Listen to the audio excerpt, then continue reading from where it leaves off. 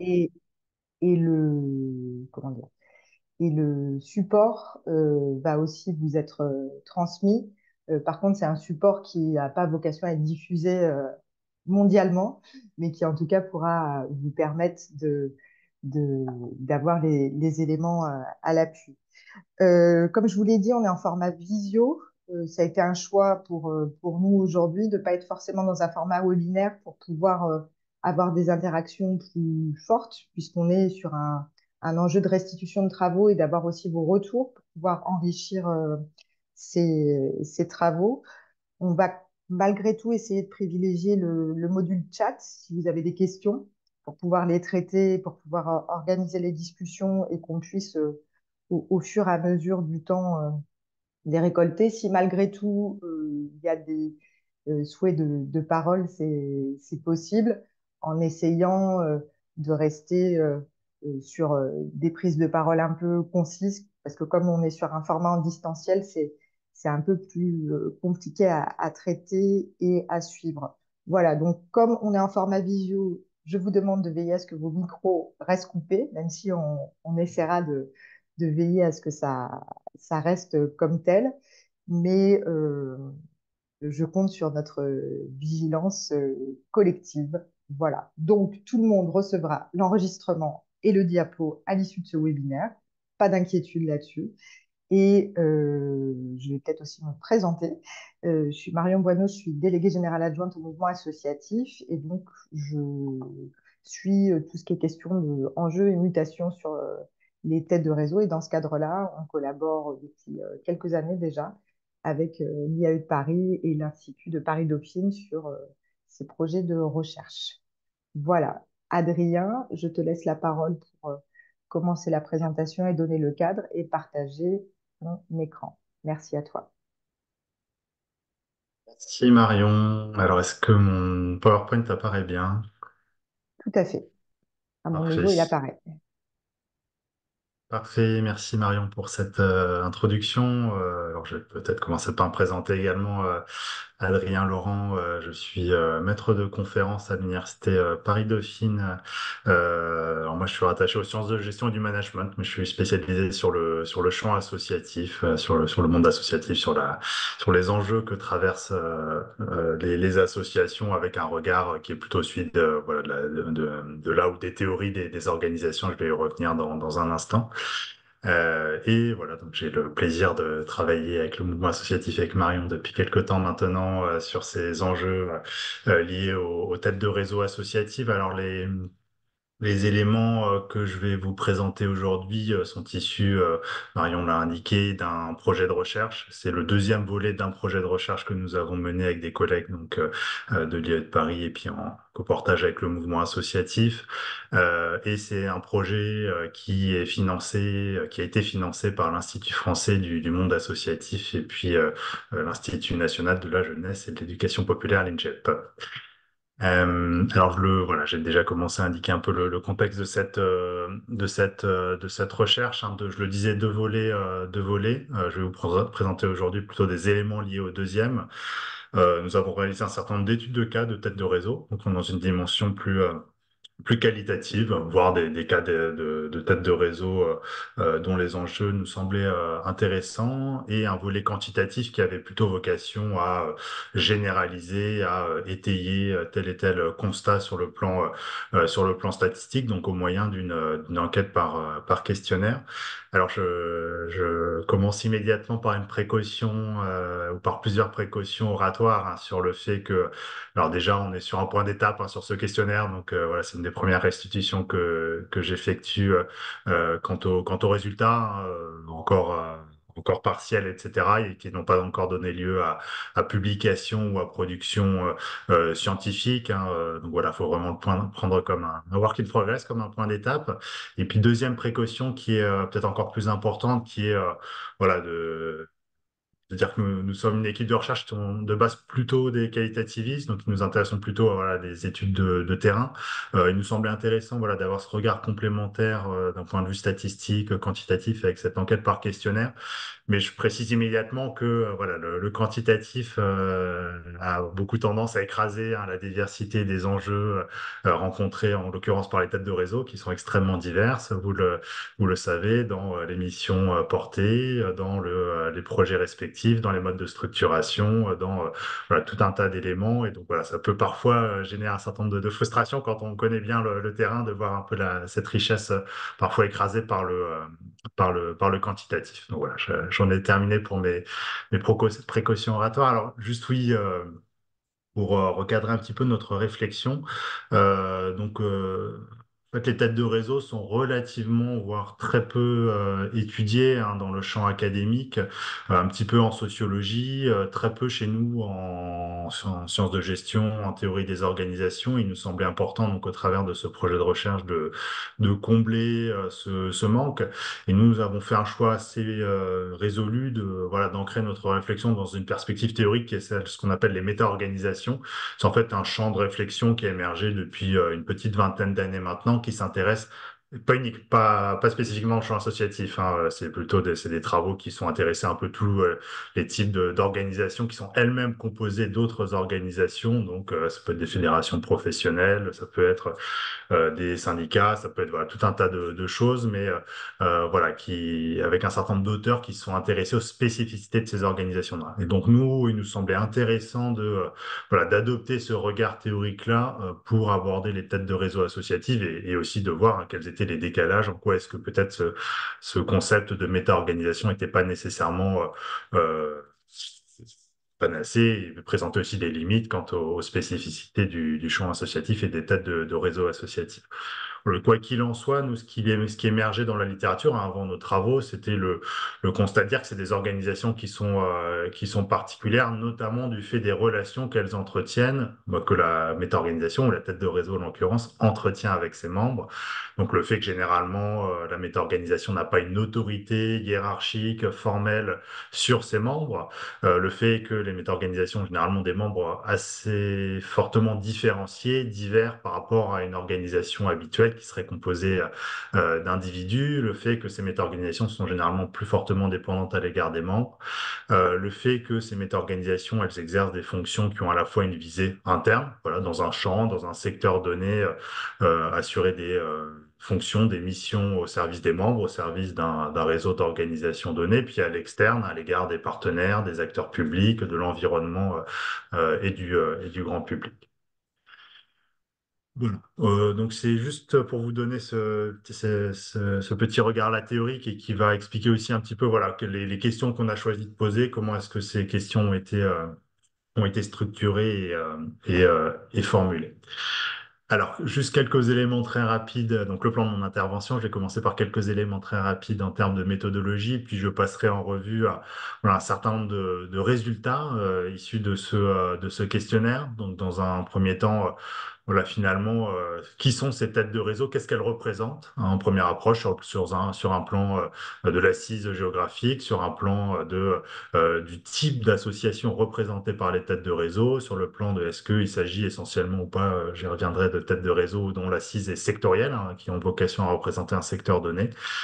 Dans un troisième temps, je reviendrai sur un point qui a beaucoup occupé le mouvement associatif ces dernières années, la question des fonctions exercées par les têtes de réseau. Donc on est reparti, hein, vous le verrez, des travaux du mouvement associatif pour chercher à apprécier, à quantifier ces fonctions par les têtes de réseau et puis la manière dont elles sont perçues aussi par les membres et leurs contributions perçues. J'aurai un quatrième temps qui aura trait à un panorama des enjeux traversés par les têtes de réseau, à la fois en termes de gouvernance, de structuration, de financement, de relations au pouvoir public. Et puis un dernier temps qui est le plus émergent, hein, qui est une tentative qu'on a commencé à opérer de classifier, voilà, dans cette vaste hétérogénéité, dans cette vaste diversité de têtes de réseau, est-ce qu'on peut, voilà, identifier peut-être quelques groupes avec des caractéristiques à peu près communes qui les distinguent peut-être du reste des répondants. Voilà, donc je prendrai peut-être quelques temps, je m'arrêterai par moment si vous avez des questions à poser ou des points de clarification peut-être. Alors voilà, il y a pas mal d'éléments dans ma présentation, donc j'insisterai peut-être plus sur certains que d'autres. Et puis voilà, pour vous maintenir éveillé, j'ai essayé de varier les couleurs sur les graphiques. Alors, moi, j'espère que ce sera suffisant.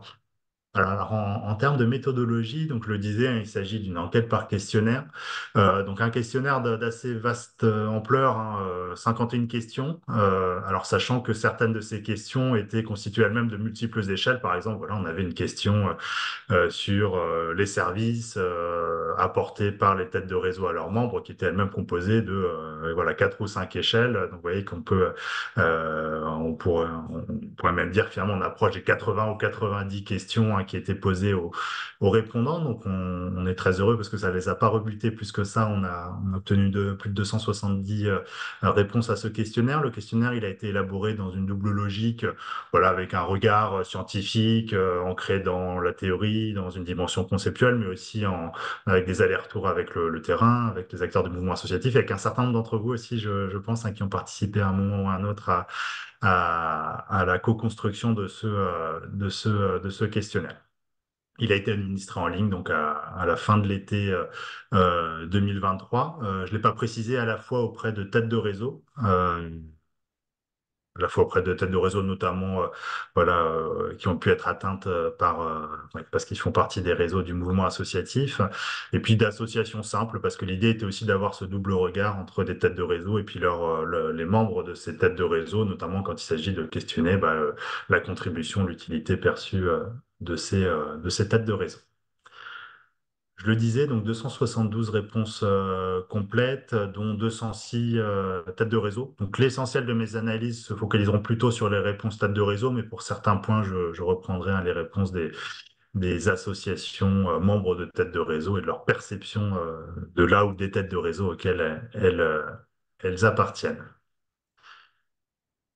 Voilà, donc je rentre dans le vif du sujet, sur la caractérisation de l'échantillon et finalement qui sont ces têtes de réseau, qu'est-ce qu'elles représentent.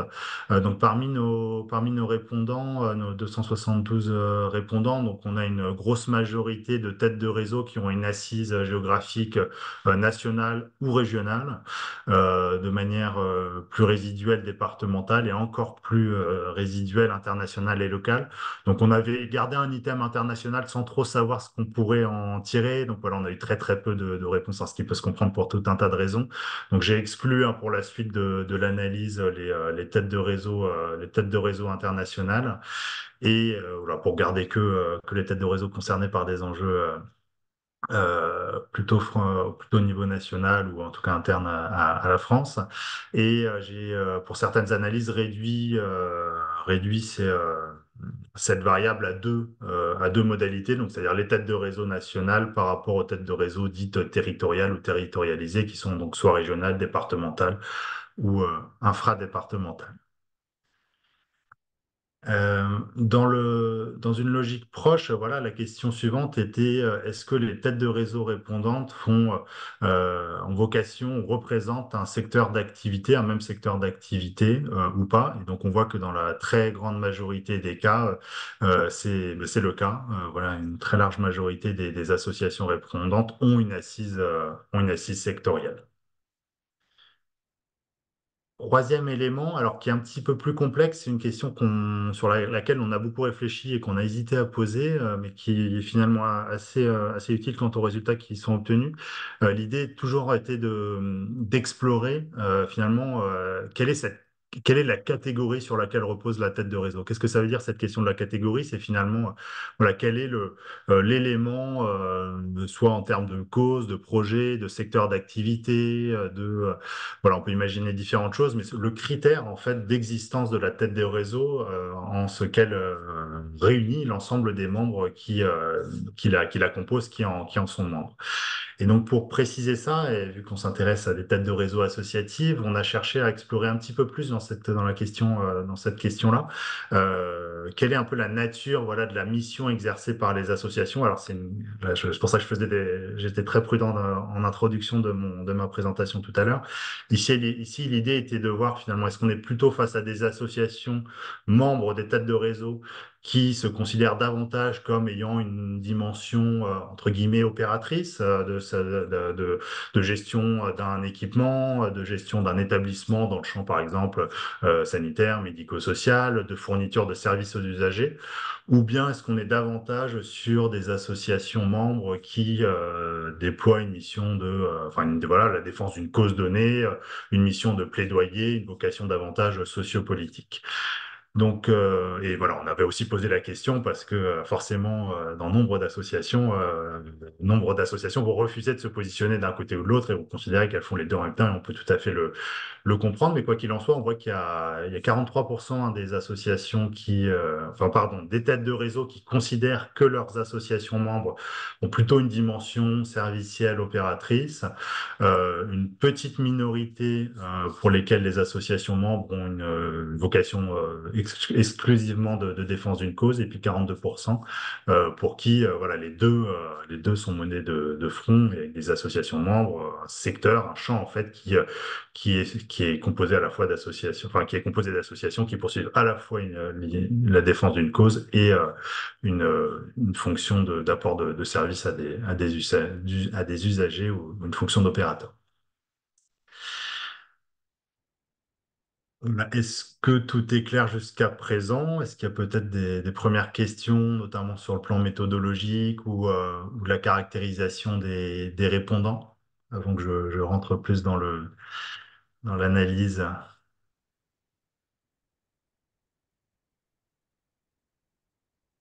Tout le monde a l'air tout à fait bien. Vous pouvez commencer à aiguiser vos claviers ou vos mains pour éventuellement poser des questions sur la... Ah, il y a une question. Avez-vous exclu les associations qui sont des... Attendez, faut que je comprenne la question. Qui ont des membres non associations. Ah, d'accord, j'ai compris. Est-ce que, par exemple, si, si je comprends bien la question, voilà, les entreprises privées ou publiques, si par exemple une tête de réseau a parmi ses membres une collectivité territoriale, par exemple, ou un représentant des pouvoirs publics, est-ce que il y a eu une exclusion de ce type de répondant? Peut-être que le cas ne s'est pas présenté et que aucun de ce type de structure Ouais. a On va, répondu. on va tout de suite toucher à des difficultés effectivement quant à la méthode, hein, et puis finalement la définition des frontières des têtes de réseau, hein. C'est vrai que nous, l'ancrage est plutôt de s'intéresser aux têtes de réseau qui représentent principalement en tout cas des associations, mais voilà, effectivement il y a tout un cas d'hybrides, hein, qui vont avoir une dimension multipartenariale, représenter des catégories de membres très diverses. Donc nous, l'ancrage était principalement associatif. Alors on n'a pas exclu en tant que tel, hein, voilà, les réponses étaient tout à fait ouvertes, hein, à des têtes de réseau qui avaient autre chose que des membres associations en leur sein. Et alors un élément par contre qui me permettra de répondre plus précisément, et j'y reviendrai tout à l'heure, c'est au niveau de la gouvernance, hein, des têtes de réseau, qui est présent dans les instances de gouvernance, notamment le conseil d'administration des têtes de réseau. Là, on a posé la question. Voilà, quelles sont les catégories de personnes qui sont représentées au conseil d'administration, voilà, associations membres, partenaires publics, autres types de partenaires, usagers, etc., etc. Donc, on pourra voir cette dimension d'hétérogénéité des membres plutôt au niveau de la gouvernance. Alors, il y a une autre question.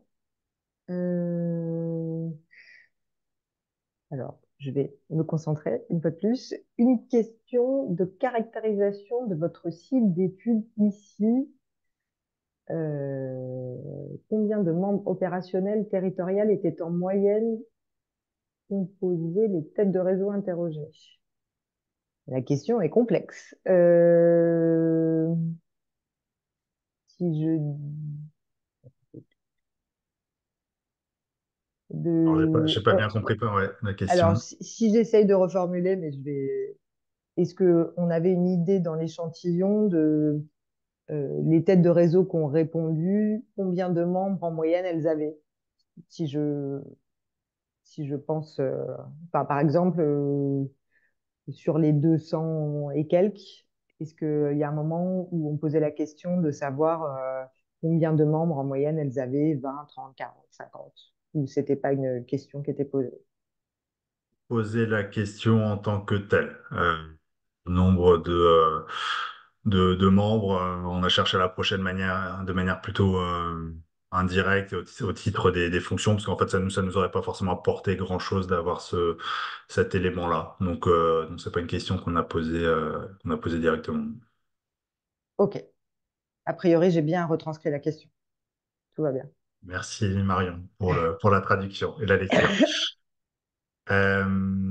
Très bien. Donc ensuite, voilà une série d'éléments qui a trait voilà, aux fonctions assurées par les têtes de réseau, leur contribution perçue. Alors, je vais utiliser parfois, un peu par abus de langage, l'idée d'utilité, utilité perçue par les membres, hein. Alors, voilà, encore une autre précaution de ma part, hein, sur le fait que, voilà, c'est très restrictif que de parler d'utilité perçue par les membres. Ça donne une coloration un peu voilà, consumériste des membres à l'égard de leur tête de réseau, etc. Pour autant, il nous semblait intéressant de chercher à évaluer un petit peu voilà, au travers de différents critères dans quelle mesure est-ce que voilà, les membres percevaient une contribution de la part de leur tête de réseau sur des enjeux qu'ils peuvent rencontrer à différents niveaux. Alors, donc on avait pas mal de questions dans le questionnaire qui tournaient autour de cet enjeu des fonctions. Nous sommes repartis pour l'essentiel hein, des travaux que je vous invite, si vous ne les connaissez pas bien ou par cœur, à repasser en revue. Donc des travaux menés par le mouvement associatif hein, depuis un certain nombre d'années, et notamment la question des fonctions. Donc la roue des 6 fonctions qui ont été identifiées. Donc pour rappel, la mise en réseau, l'animation, le pilotage de projet, la fonction plaidoyer, ingénierie, où il va s'agir de développer une expertise, des formations, la fonction d'accompagnement personnalisé des membres et la fonction d'opérateur ou d'opératrice des têtes de réseau. Donc ça, c'était pour les fonctions et nous avons complété hein, au travers d'un certain nombre d'items qui sont plutôt ici ancrés dans la littérature académique. Voilà, comment évaluer la contribution perçue de là ou des têtes de réseau sur différents items qui étaient à la fois plus sur l'utilité immédiate opérationnelle hein, d'une certaine manière pour les membres des têtes de réseau sur en cas de difficulté par exemple la poursuite de l'activité, l'accompagnement qui peut être apporté par la tête de réseau en cas de difficulté d'un membre individuel d'une organisation membre ou sur l'externe sur le fait d'avoir une vocation à représenter un champ donné, d'assurer l'interlocution avec les pouvoirs publics de manière plus efficace que ne pourraient le faire les associations membres. Donc nous avons repris cette roue des 6 fonctions qu'on a cherché à quantifier. Donc on voit que 5 de ces 6 fonctions sont très souvent, voire quasi systématiquement présentes, hein. La mise en réseau et l'animation, le pilotage de projet, le plaidoyer, l'ingénierie et l'accompagnement personnalisé. Donc on voit que quand on part du haut et on, on tourne dans le sens des aiguilles d'une montre, voilà, on a par importance décroissante chacune de ces fonctions. Et la dernière, la 6e, la fonction d'opérateur, est pour le coup la seule qui est très présente de manière uniquement résiduelle, hein, de manière très très secondaire. Peu de têtes de réseau vont se considérer comme directement opératrices d'un service, d'un établissement, d'un équipement donné. Donc voilà, on voit que finalement 5 de ces 6 fonctions sont présentes, qu'elles ont tendance à s'hybrider, hein. Voilà, il y a un intérêt analytique à distinguer ces différentes fonctions, mais qu'elles coexistent hein, dans la grande majorité des cas, en dehors de cette fonction d'opérateur, encore une fois. Alors, nous avons cherché dans les résultats à distinguer. Donc là, ce cadran recoupe donc la question des fonctions et puis ce que je vous indiquais tout à l'heure sur l'assise territoriale ou géographique hein, des têtes de réseau. Donc en fait, on voit qu'il y a une grande homogénéité dans la plupart des têtes de réseau, quel que soit leur niveau, leur échelle d'intervention, qu'elles soient nationales, régionales ou départementales. Toutes les têtes de réseau assurent à peu près les mêmes fonctions, ou plus précisément, chaque fonction a à peu près la même importance dans les actions des têtes de réseau, à l'exception des têtes de réseau de niveau très très local, à infradépartemental, qui elles sont les seules en fait pour lesquelles on retrouve cette fonction d'opérateur de manière plus importante, hein, dans plus de la moitié des cas, on s'approche même des, oui, oui, c'est ça, plus de la moitié des cas, et puis une fonction d'accompagnement personnalisé qui est très forte. Donc on voit l'ancrage vraiment très opérationnel, hein, de cette tête de réseau, locales et qui dans le même temps sont beaucoup moins présentes sur une dimension plaidoyer, sur la production d'expertise et sur le pilotage de projets.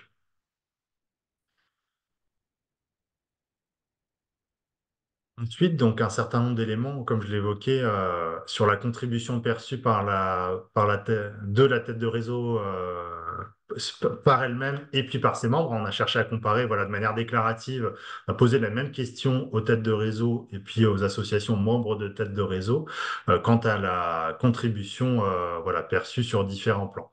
Donc nous avions 6 items, hein, qui étaient liés à la constitution d'une identité collective, au dialogue avec les pouvoirs publics, au soutien à l'activité des membres, au fait de favoriser la coopération et des projets communs, au fait d'assurer l'interaction entre les membres, au fait de favoriser le développement de pratiques et de standards communs.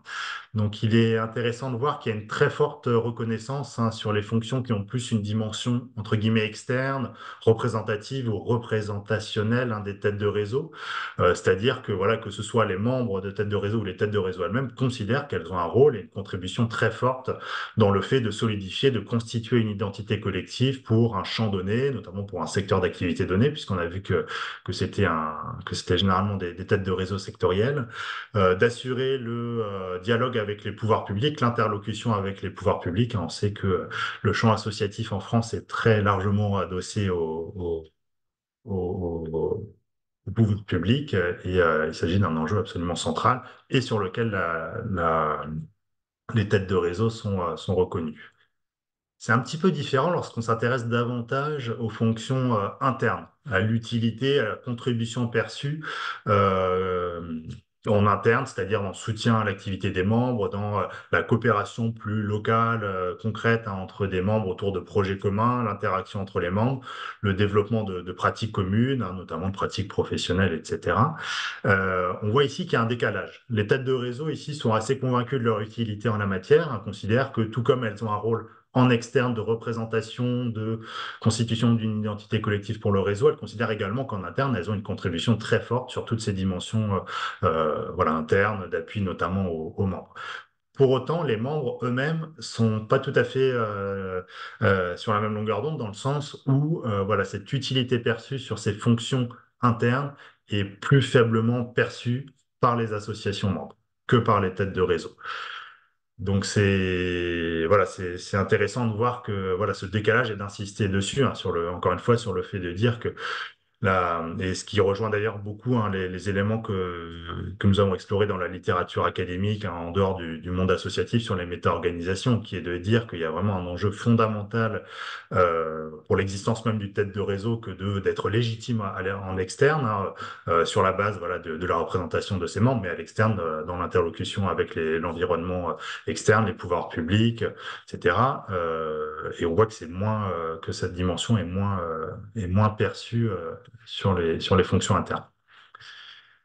Alors ensuite, je vais faire 2 zooms et après je vous repasserai peut-être la parole s'il y a des questions. 2 zooms sur 2 contributions particulières des têtes de réseau ou 2 fonctions particulières des têtes de réseau. On s'est beaucoup intéressé, parce que c'est un élément qui est exploré beaucoup, notamment en sciences politiques, hein, sur le rôle ce qui est souvent appelé des groupes d'intérêt, voilà, au sens large, que les têtes de réseau et les têtes de réseau peuvent constituer des groupes d'intérêt, et donc voir dans quelle mesure, comment est-ce qu'on peut apprécier les différents types de stratégies d'influence déployées par les têtes de réseau. Donc pour faire avancer notamment un agenda politique, faire avancer une cause, faire évoluer la réglementation, etc. On s'est intéressé sur ces différents voilà, portefeuilles d'action, ce répertoire d'action des têtes de réseau.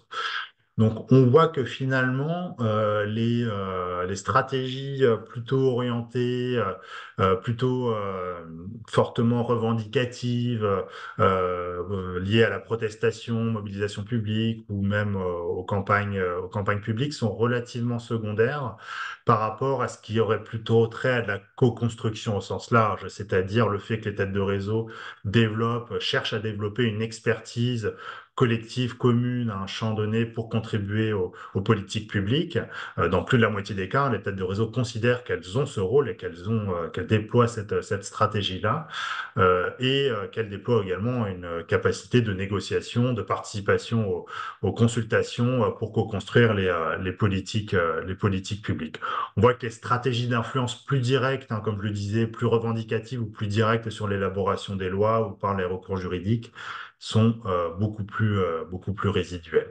Et je verrai tout à l'heure, en conclusion de mon propos, voilà, on peut peut-être distinguer en fait un type de tête de réseau qui est plus orienté sur ces stratégies-là de plaidoyer au sens strict. Un deuxième zoom, toujours en lien avec les fonctions assurées par les têtes de réseau, qui a trait au service apporté par la tête de réseau à ses membres. Euh, Donc, on a cherché à explorer plus précisément voilà, différents types de services hein, proposés ou pouvant être proposés par les têtes de réseau. Donc, on voit qu'on retrouve beaucoup de cas dans lesquels les têtes de réseau ont un rôle de diffusion d'informations, voilà, sur l'évolution d'un dispositif, du cadre réglementaire, sur des informations en lien avec, par exemple, des appels à projets, etc., etc. On voit que dans plus de 80% des cas, les têtes de réseau jouent, assurent ce rôle, et dans presque deux tiers des cas, proposent des formations, cette logique voilà, de proposer des formations, de former leurs membres à tel ou tel enjeu de manière plus secondaire, le fait de proposer des projets, de développer des projets au service des membres. Et puis enfin, dans un tiers environ des cas, le fait que la tête de réseau peut apporter. Alors, je parle à chaque fois là des têtes de réseau qui ont indiqué qu'il s'agissait de services qui étaient importants, hein, et qui étaient proposés de manière importante à leurs membres. Et donc, l'apport de fonctions support, donc sur le plan matériel, informatique, RH éventuellement, qui est présent dans environ un tiers des cas. Donc là, et dernier point, et puis je ferai peut-être une petite pause pour laisser la place aux questions. On a cherché à évaluer en fait l'utilité perçue de la tête de réseau lorsqu'elle proposait ces, euh, ces différents services. Donc, on voit que les têtes de réseau qui proposent des projets sont perçus davantage comme utiles et contributives en termes en ce qu'elles favorisent la coopération entre les membres, le développement de pratiques communes, l'interaction entre les membres. Lorsqu'elles sont plus sur une dimension d'apport de fonctions support, d'apport d'expertise, de formation, elles sont considérées comme très utiles en termes de soutien à l'activité concrète et directe des membres. Et enfin, sur la dimension diffusée des informations, oui, des informations utiles. Enfin, il y a une petite coquille. Elles ont un rôle important dans la constitution d'une identité collective, dans le fait d'assurer en fait, l'intermédiaire, hein, la médiation entre pouvoir public et puis les membres. Voilà, j'ai déjà évoqué pas mal de choses. J'espère ne pas avoir perdu l'auditoire. Est-ce qu'il y a peut-être des questions à ce stade? Il y avait une question dans le chat sur les questions de est-ce que les répondants expriment dans le questionnaire quelque chose concernant leur relation aux autres têtes de réseau, un rapport de confiance, d'envie de mutualiser, au contraire de défiance ou de concurrence? Si je ne me trompe pas, ce sujet est abordé un peu plus loin. Je ne me trompe pas. Alors, je ne l'ai pas mis dans ouais, je peux l'évoquer tout de suite, ce sera fait si vous D'accord, voulez. Alors, nous, c'était comme un ça point qui c'est nous fait. intéressait beaucoup. Enfin, c'est une excellente question qui est notamment présente dans la littérature, hein. Qu'est-ce que ça veut dire la coexistence de plusieurs têtes de réseau dans un même champ, voilà, au sens large? Est-ce que voilà, c'est facteur de diversité des approches, des pratiques? Est-ce que c'est facteur de concurrence, hein, de tension éventuelle? On n'est pas sans savoir que, voilà, enfin, de manière qualitative, quand on connaît tel ou tel secteur qui peut exister ce genre de tension, hein, notamment avec voilà, des têtes de réseau qui avaient une dimension de représenter le champ associatif et qui voient dans un secteur donné, et puis qui voient émerger d'autres représentants collectifs qui ont une assise, par exemple, de représentants des employeurs, etc., où voilà, des tensions en termes de représentativité peuvent s'exercer. Donc, il y a une grosse majorité, en fait, hein, des têtes de réseau répondantes qui indiquent qu'effectivement, elles coexistent avec d'autres têtes de réseau dont le périmètre se recoupe avec le leur, que ce soit sur un plan géographique, sur la cause défendue, sur les catégories de membres qui sont représentés. Donc, dans deux tiers des cas, il y a cette coexistence entre plusieurs têtes de réseau dont le périmètre se recoupe. Pour autant, on a posé dans un second temps, justement, et voilà, ça rejoint la question qui est posée, du type de relation entre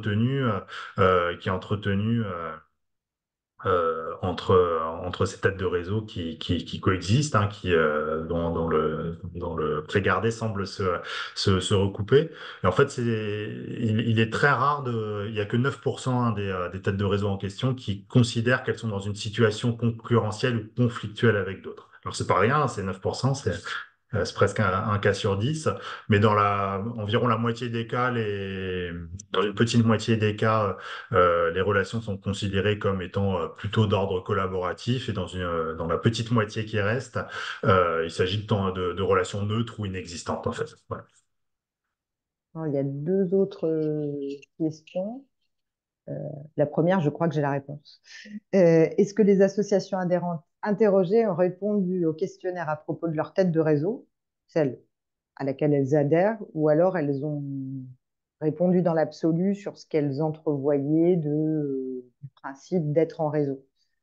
Voilà. Oui, question importante, hein, alors on a posé lorsqu'il s'agissait d'associations simples hein, entre guillemets, on a été un peu directif en demandant aux répondants de répondre par rapport à la tête de réseau que ces associations considèrent comme étant les plus importantes en fait pour leur activité, pour la poursuite de leur activité, voilà quelle qu'elle soit. Donc il s'agissait vraiment d'avoir le regard d'une association sur la tête de réseau ou sur une tête de réseau à laquelle elle appartient et qui lui semble importante en fait dans le champ dans le secteur, dans le champ auquel elle appartient. Il ne s'agit pas d'un regard généraliste ou général hein, des associations sur l'ensemble des têtes de réseau qui peuvent exister. Hein. C'est vraiment voilà, sur cette logique immédiate hein, d'appartenance. Et une autre question sur, alors c'est peut-être en dehors du questionnaire, mais sur la partie qualitative. Est-ce que vous avez déjà décelé des éléments du décalage entre la vision de la tête de réseau et celle des membres sur les fonctions internes qu'ils peuvent développer entre l'idée que se fait de la tête de réseau, des fonctions qu'elle peut exercer à destination de ses membres et ce que ses membres en perçoivent? Est-ce que vous avez déjà quelques éléments là-dessus au plan quali? Oui, question très importante, hein, alors on a une étude de cas qu'on mène depuis pas mal de temps maintenant, qui donne lieu à un article de recherche qu'on a soumis récemment, où voilà tout l'enjeu c'est ça, c'est la question et on formule ainsi, c'est la question de la légitimité de ces têtes de réseau. Alors nous on les appelle des méta-organisations de la société civile de manière un peu plus barbare, mais voilà les enjeux de légitimité et comment est-ce que notamment alors on étudie un cas assez particulier d'un nouveau champ, d'un nouveau secteur qui a émergé en fait suite à une réforme réglementaire, voilà, qui a créé un nouveau champ d'activité qui regroupe un ensemble d'associations qui préexistaient mais qui n'avaient pas en fait un représentant en tant que tel légitime.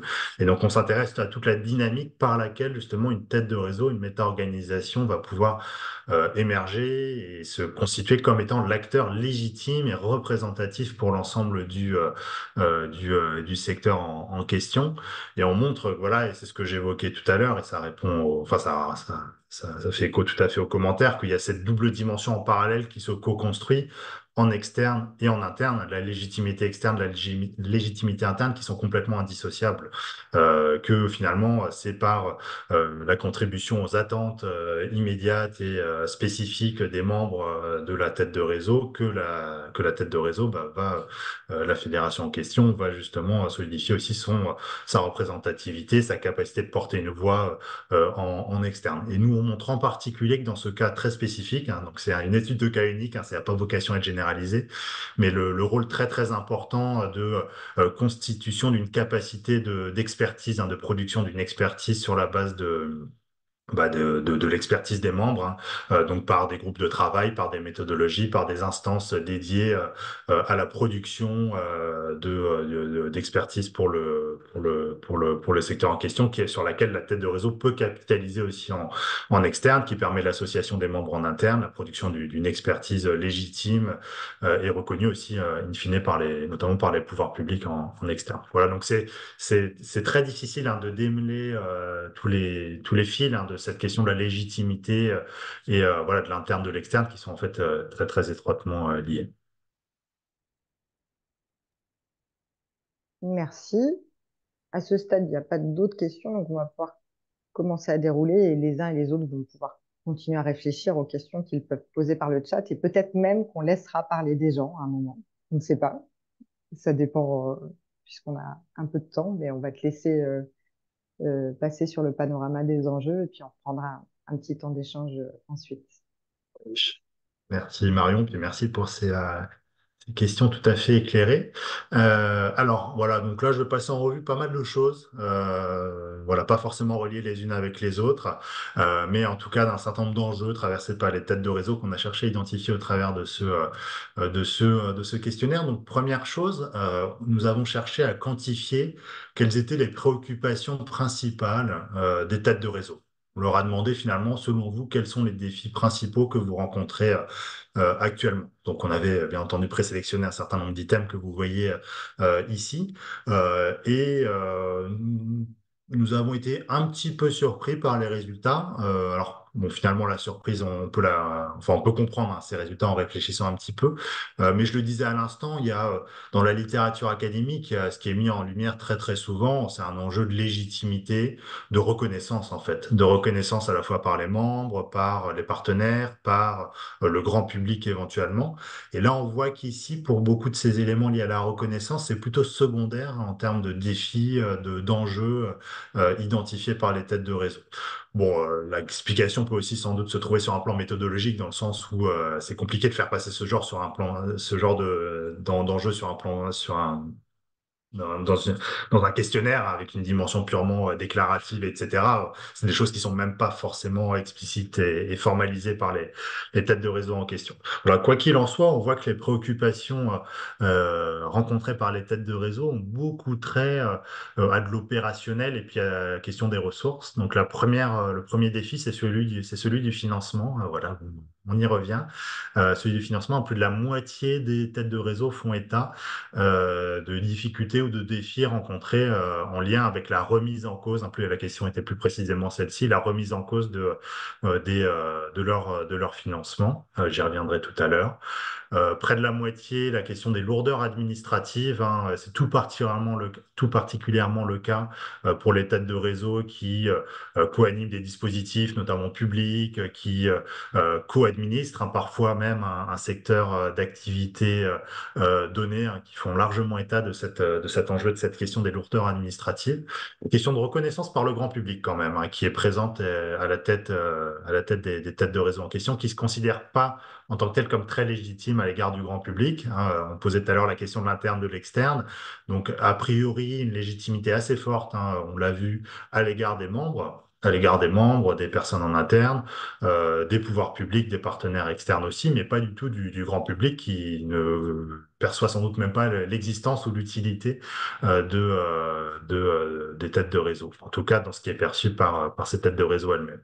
Et puis un enjeu qui est assez fort aussi quand même sur le renouvellement des bénévoles, hein, 42% des têtes de réseau répondantes vont considérer qu'elles font face à des défis hein, liés au renouvellement des bénévoles, principalement, vous l'imaginez bien, dans les instances de gouvernance. Donc, sur un point positif, 8% uniquement de défis liés à la reconnaissance par les associations membres, qui est un point crucial pour toute tête de réseau, pour toute méta-organisation, mais en tout cas des têtes de réseau qui jouissent d'une forte reconnaissance à l'égard de leurs membres. Alors, je le disais, l'enjeu principal identifié est celui du financement. Donc, je fais un petit focus là-dessus. J'ai agrégé, hein, alors, on posait la question très explicitement du budget des têtes de réseau répondantes et de la structure des ressources financières de ces têtes de réseau. Donc, je reviendrai dans un instant sur le budget global qui, enfin, moi, c'est une donnée qui ne veut pas dire grand-chose en tant que telle, hein. Mais là, sur la répartition des ressources financières, on voit et on l'entend souvent, hein, que les têtes de réseau sont très très largement adossées aux ressources liées à la subvention, aux subventions publiques, hein, près de la moitié. Si on additionnait l'ensemble des budgets, alors là avec la limite du déclaratif encore une fois, mais si on additionnait l'ensemble des budgets des têtes de réseau répondantes, bah, près de la moitié de ces budgets sont constitués de subventions publiques. Alors, je vous ai mis à droite une petite comparaison qui est issue de l'enquête de Viviane Chernonog, hein, sur le paysage associatif français. Alors, c'est pas la dernière édition, malheureusement, parce que ces données-là n'ont pas été mises à jour. Mais voilà, je vous ai mis en parallèle, parce que c'est toujours intéressant quand même d'avoir le parallèle. Donc, à droite, vous avez l'ensemble du monde associatif, hein, les associations membres, notamment des têtes de réseau, et l'ensemble des associations en France, donc sans salariés, employeuses, et puis ce qui peut nous intéresser là, peut-être, c'est l'ensemble. Donc on voit que finalement aujourd'hui, 20% du budget, des budgets des associations en France, où voilà, c'est resté à peu près stable hein, depuis lors, sont constitués de subventions contre 48, plus de 48% pour les têtes de réseau. En parallèle, on voit que les recettes d'activité et les recettes liées à la commande publique sont beaucoup plus faibles, sont beaucoup plus faibles hein, que dans l'ensemble du monde associatif, hein, à peu près 19% des recettes d'activité. Si on cumule avec les commandes publiques, on arrive à 21 et quelques pourcents dans les budgets des têtes de réseau et une importance assez forte hein, des cotisations, presque 16% des budgets qui sont assis sur la cotisation des membres, des organisations membres des têtes de réseau en question, ce qui est en l'occurrence plus important que dans l'ensemble du monde associatif. Et après, de manière plus résiduelle, ben voilà, les ressources issues de la générosité qui sont quand même assez, voire très secondaires hein, dans les budgets des têtes de réseau et beaucoup plus secondaires que ce qu'on constate enfin, non, pardon, c'est pas vrai, c'est à peu près, bon, c'est assez résiduel dans un cas comme dans l'autre. Voilà. J'ai ensuite cherché à évaluer l'évolution de ces différents types de financement. Donc, ce qui est crucial ici, c'est donc vous avez les trois colonnes. Hein, et la question était posée en trois items à échelle. Est-ce que chaque type de ressources a augmenté au cours des 3 dernières années, est resté stable ou bien a diminué? Donc l'enjeu crucial ici, c'est celui des subventions, puisque on l'a vu, la moitié des budgets des têtes de réseau, entendu globalement. On voit que 52% des têtes de réseau déclarent que leurs subventions ont augmenté. Donc là, il y aurait sans doute un enjeu à évaluer plus précisément sur la période, sur la crise sanitaire et post-crise crise Covid, Covid sans doute. Mais en tous les cas, une situation a priori plutôt favorable là-dessus, avec des subventions publiques plutôt en augmentation. Mais dans le même temps, ce à quoi il faut être très vigilant, c'est qu'on voit qu'à droite également, il y a quand même plus du quart hein, des têtes de réseau qui font état d'une diminution de leurs subventions. Donc voilà, moi je l'interprète ainsi, c'est que finalement on a une polarisation hein, des têtes de réseau en termes de subventions et d'évolution de la part des subventions dans leur budget, avec une bonne partie des têtes de réseau qui voient leurs subventions augmenter, mais on a quand même aussi une proportion non négligeable hein, de plus du quart dont les subventions sont remises en cause ou en tout cas sont revues à la baisse. Dans le même temps, on voit que les recettes d'activité ont tendance à augmenter et la participation des usagers ont tendance à augmenter dans la moitié des cas. Puis après, voilà, sur les types de ressources plus résiduelles, on voit il y a pas forcément des tendances très claires qui se dessinent. Là, j'ai fait une répartition, un tableau qui vaut ce qu'il vaut, hein, où j'ai distingué par type, par échelle d'intervention des têtes de réseau, quels étaient le niveau des ressources dont elles disposaient, donc ressources au sens large, avec toutes les limites autour de ce terme de ressources quand on parle notamment de ressources humaines, de salariés et de bénévoles. Donc voilà, vous avez un certain nombre de choses. Donc on voit que les têtes de réseau nationales ont quand même un budget global beaucoup plus important que le reste. Et puis après, bon voilà, il n'y a pas des différences très très significatives entre le régional et le départemental. Et en moyenne, les têtes de réseau départementales auraient même un budget plus important que leurs consoeurs régionales. En termes de nombre de salariés, on voit qu'on tourne vraiment, quel que soit le niveau. Alors, si j'exclus le trait local, hein, qui est très particulier, on l'a vu, on tourne voilà, autour d'un nombre de salariés assez homogène, hein, dans tous les cas, autour d'une vingtaine, entre 18 et 21 selon les échelles d'intervention. Et puis un nombre de bénévoles qui là est très très hétérogène, mais bon, je vais peut-être pas trop commenter dans la mesure où il y a des voilà, très forts écarts types et c'est très compliqué de généraliser sur là-dessus en termes de nombre de bénévoles. Est-ce qu'il s'agit des bénévoles au sein de la tête de réseau, au sein du réseau dans son ensemble avec les différents échelons qui le composent, etc. Mais voilà, l'idée était déjà d'avoir ce premier ordre de grandeur en tête. Donc ça reprend ce que j'évoquais juste à l'instant, hein, sur le nombre de moyens de salariés selon l'échelle d'intervention. Rien de nouveau par rapport à ça. Euh, D'autres, tant que je suis sur la question du bénévolat, nous avons cherché à évaluer finalement qui sont ces bénévoles et à quoi, entre guillemets, servent-ils ces bénévoles au sein de là ou des têtes de réseau. Euh, On a cherché à identifier dans quelle mesure est-ce que les têtes de réseau considéraient comme leurs bénévoles comme importants dans sur trois items, la participation aux instances de gouvernance. Donc là, on voit que c'est très important, hein. Dans près de 80% des cas, les têtes de réseau considèrent que leurs bénévoles ont un rôle très important dans l'animation de la gouvernance, hein, dans la participation aux instances de gouvernance.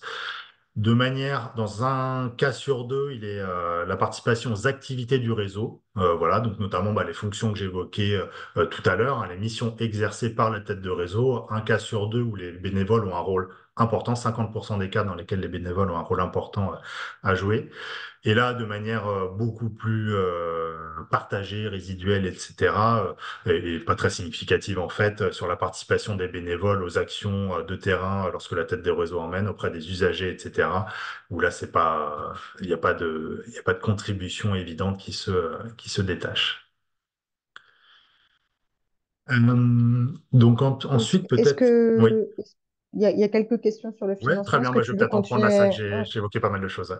Alors, il y en a une par rapport à la typologie, au camembert global qui est fait en termes de répartition des ressources. Euh, la personne voulait savoir s'il y avait, par rapport au secteur d'intervention ou par rapport au type d'intervention fait par les têtes de réseau, est-ce que vous pouvez avoir une typologie un peu plus précise? Je m'explique, peut-être une tête de réseau du secteur du médico-social. On verra que la part de subvention est moins importante par rapport aux recettes d'activité. Enfin, est-ce que euh, vous avez déjà dégagé ça ou est-ce qu'il y a la Ouais. possibilité de dégager ça pour que ça soit plus dégrossier? Voilà. Oui, alors je vais avoir une réponse très prudente qui est qu'en fait, on ne posait pas, parce qu'on n'a pas pu la poser, la question directe de voilà, quel est votre secteur? Parce que ça a beaucoup moins. Alors on comprend bien le sens de poser la question à des associations, on comprend beaucoup moins à des têtes de réseau, dans la mesure où il va être beaucoup plus difficile de rattacher un ensemble de têtes de réseau à un secteur d'activité donné. En tous les cas, on n'aurait pas eu des résultats statistiquement significatifs. Voilà, on aurait eu voilà, si on reprenait les typologies qu'on retrouve, par exemple, dans l'enquête paysage associatif de Vian Chernanag et Lionel Proto, on aurait voilà, eu que quelques répondants par secteur d'activité, entre guillemets. On n'aurait pas du tout pu avoir voilà, dans du quantitatif, avoir des résultats qui soient statistiquement étayés. Donc, le premier élément de réponse assez prudent. Pour autant, c'est pour ça voilà, vu qu'on ne pouvait pas poser cette question du secteur, qu'elle avait statistiquement, elle n'aurait rien donné. C'est pour ça qu'on a posé cette question que j'évoquais au tout début, vous vous souvenez, sur est-ce que les associations que vous représentez ont davantage une dimension d'opératrice, de fourniture d'un service à des usagers, etc., ou bien plus une dimension défense d'une cause, plaidoyer, etc. Donc ça nous semblait intéressant. Alors, il y a tout un tas de limites, mais intéressant pour justement distinguer le type de secteur que représente telle ou telle tête de réseau. Donc là, voilà, je peux répondre sur cette base-là, qui est de dire que oui, effectivement, on a des budgets, une répartition. Alors, je suis désolé, je l'ai pas du tout mis dans le support. Je pourrais chercher les éléments, mais une répartition qui est pas tout à fait la même en la matière, hein, sur la part des subventions des commandes publiques, notamment également de ces têtes de réseau, de ces têtes de réseau-là qui ont une dimension qui sont assis plutôt sur un secteur d'activité plus voilà, avec une activité économique tangible, avec euh, des activités d'associations membres plus davantage opératrices, etc., que dans les cas de secteurs entre guillemets plus sociopolitiques, les plus liés à la défense d'une cause. Alors, j'aurai aussi quelques éléments de réponse tout à la fin de ma présentation quand je cherche à caractériser quelques grands groupes, enfin les grands groupes de répondants et de têtes de réseau. Mais ouais, je pourrais tout à fait faire la même visualisation selon voilà, encore une fois, le type de secteur représenté par les têtes de réseau. Je pourrais mettre les éléments compléments dans la présentation qui vous sera transmise. Et ensuite, il y a on va dire un package sur le nombre des salariés, parce que en fait, c'est un sujet Tiens. il peut y avoir des réseaux avec un nombre assez conséquent de salariés et des plus petits. Donc la première était de savoir, au-delà d'une moyenne, est-ce qu'il y a une médiane qui peut être faite ou qui a été faite, euh, qui pourrait être plus opérante. Et il y a une autre personne qui demande si on parle vraiment que des salariés ou si on y intègre les services civiques, les stages. Je pense qu'on intègre que, enfin, la question était posée pour la question des salariés. En tout cas, enfin, je te laisse confirmer, mais effectivement, compte tenu de la diversité des têtes de réseau, c'est toujours un exercice qui est difficile et qui nécessite un certain nombre de croisements. Voilà. C'était le pack salarié. Donc, oui, très bien, merci pour le regroupement des questions. Donc, oui, j'ai ici le nombre moyen de salariés. Je pourrais effectivement, j'aurais dû le faire, indiquer la médiane, pardon. Mais de mémoire, voilà, il y a à peu près sur des chiffres semblables. Mais je compléterai le tableau. Là, je veux pas vous dire de bêtises en mettant la médiane également. Et puis, je confirme tout à fait ce que tu disais, Marion.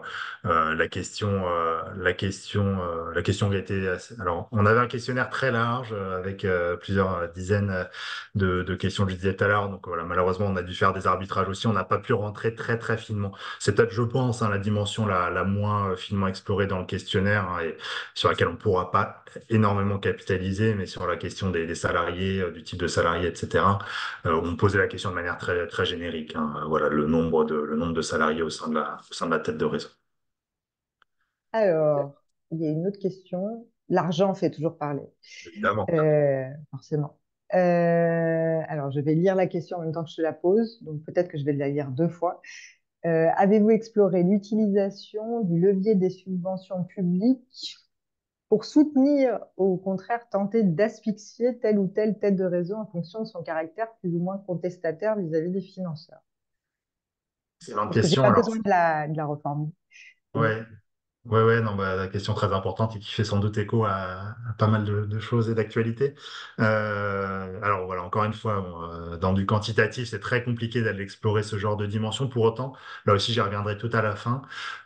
J'ai identifié un groupe de têtes de réseau à dimension davantage plaidoyer, forte dimension sociopolitique, pour qui effectivement, quand on pose la question, hein, qui est celle-ci, hein, de l'évolution des types de financement dans lesquels il y a plutôt une baisse une remise en cause des subventions hein, qui est mise en lumière davantage que dans le reste de l'échantillon des répondants. Donc voilà, après, il faut être bien entendu vigilant avec l'interprétation qu'on peut faire de de cette seule variable, de cette seule question, mais pour autant, voilà, ça pourrait peut-être aller dans ce sens-là, de dire que, alors, que ce soit une remise en cause directe de la dimension contestataire, revendicative, etc., des têtes de réseau en question, je ne sais pas. Pour autant, ça peut être aussi une question de légitimité, quoi. Les pouvoirs publics qui seraient plus dans une logique de financer, voilà, des têtes de réseau qui font tourner entre guillemets un dispositif, qui font tourner une activité, qui font tourner un secteur économique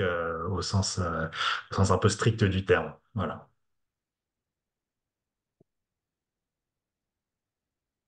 On est bon pour la salle de questions? Pour l'instant, il y a pas d'autres questions, mais ça, enfin, nous aussi, les échanges qu'on peut avoir aujourd'hui, enfin, je tiens à vous le dire, vous êtes un peu nos cobayes, hein, parce que c'est la première fois qu'on présente les résultats, donc ça nous permet aussi de voir dans quelle mesure on peut préciser un certain nombre de choses et faire des recoupements. Donc, comme l'a dit Adrien en amont, tout n'est pas parfaitement calé et parfait, et c'était vraiment l'objet de cette rencontre d'aujourd'hui, de voir sur les éléments sur lesquels il faut aller plus loin ou approfondir. C'est bien ça, hein? Tout à fait, tout à fait. Donc voilà, Magnifique. je prends bien bonne note de vos questions et remarques. Alors j'ai déjà mis beaucoup de choses dans cette présentation, donc j'aurais pu en mettre encore plus visiblement. Et voilà, mais je vous remercie pour ces commentaires je chercherai peut-être à compléter la présentation de sa transmission après le webinaire. Sinon, il n'y a Alors, pas d'autres questions, tu super. peux enchaîner. Donc la question de la structuration interne. La structuration interne des réseaux. Donc là, nous avons focalisé davantage.